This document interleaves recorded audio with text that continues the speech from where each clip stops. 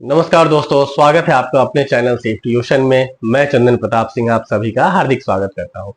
आज की इस वीडियो में हम जानने वाले हैं फायर प्रोटेक्शन सिस्टम के बारे में। इस वीडियो में हम जानेंगे कि फायर प्रोटेक्शन सिस्टम क्या होता है, फायर प्रोटेक्शन सिस्टम कितने प्रकार का होता है एवं उसके कुछ एग्जाम्पल्स के बारे में।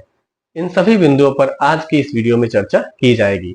तो चलिए शुरू करते हैं आज की यह टॉपिक। तो सबसे पहले जानते हैं कि फायर प्रोटेक्शन सिस्टम क्या होता है।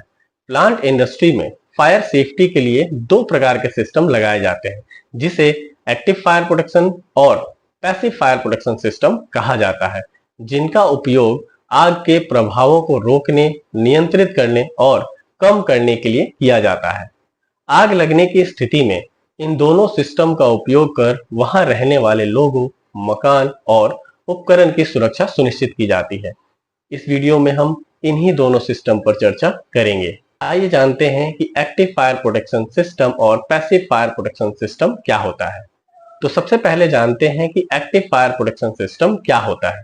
एक्टिव फायर प्रोटेक्शन सिस्टम में ऐसी प्रणालियां और उपाय शामिल होते हैं जो आग का पता लगने पर एक्टिव यानी कि सक्रिय हो जाती है। ये प्रणालियां आमतौर पर स्वचालित रूप से या मैनुअल रूप से आग का पता लगाने, उसे दबाने और बुझाने के लिए डिजाइन की जाती है। दूसरा होता है passive fire protection system.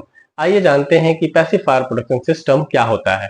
Passive fire protection system में भवन डिजाइन और निर्माण विधियां शामिल है, जो आग और धुएं को प्रसार को रोकने और धीमा करने में मदद करती हैं, जिससे भवन के निवासियों को बाहर निकलने और अग्निशामकों को यानी फायर फाइटर्स को आग पर काबू पाने का समय मिलता है।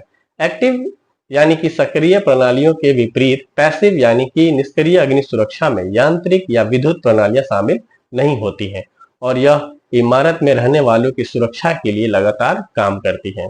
ये थी एक्टिव फायर प्रोटेक्शन सिस्टम और पैसिव फायर प्रोटेक्शन सिस्टम की परिभाषा। अब जानते हैं कि इन दोनों प्रणालियों में किस प्रकार के उपकरण को शामिल किया जाता है। आइए जानते हैं कि एक्टिव फायर प्रोटेक्शन सिस्टम में किस उपकरण को शामिल किया जाता है। तो एक्टिव फायर प्रोटेक्शन सिस्टम में आता है स्प्रिंकलर सिस्टम। यह सिस्टम एक डिफाइंड टेम्परेचर पर स्वचालित रूप से पानी का छिड़काव करते हैं।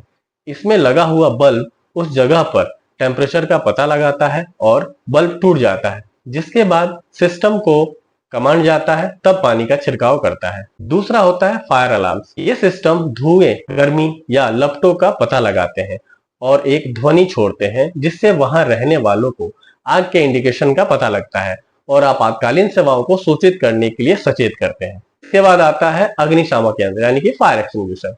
अग्निशामक यंत्र व्यक्तियों द्वारा छोटी आग को फैलने से मैनुअल रूप से बुझाने के लिए उपयोग किए जाने वाले पोर्टेबल उपकरण होते हैं। यह उपकरण फायर क्लासिफिकेशन के तहत अलग अलग प्रकार के होते हैं। इसके बाद आता है फायर होज रील। होज रील अक्सर इमारतों में स्थित होते हैं और आग से लड़ने के लिए वहां रहने वालों या अग्निशामकों द्वारा उपयोग किए जा सकते हैं। अब आता है fire separation system. Fire separation system ऐसी प्रणालियां शामिल होती हैं जो आग को बुझाने के लिए रसायनों, गैसों या फोम का उपयोग करते हैं, जिनका उपयोग अक्सर क्रिटिकल इक्विपमेंट वाले क्षेत्रों में किया जाता है, जैसे CO2 purging system, nitrogen purging system इत्यादि। तो ये थे वो उपकरण जिन्हें एक्टिव फायर प्रोटेक्शन सिस्टम के अंतर्गत रखा जाता है।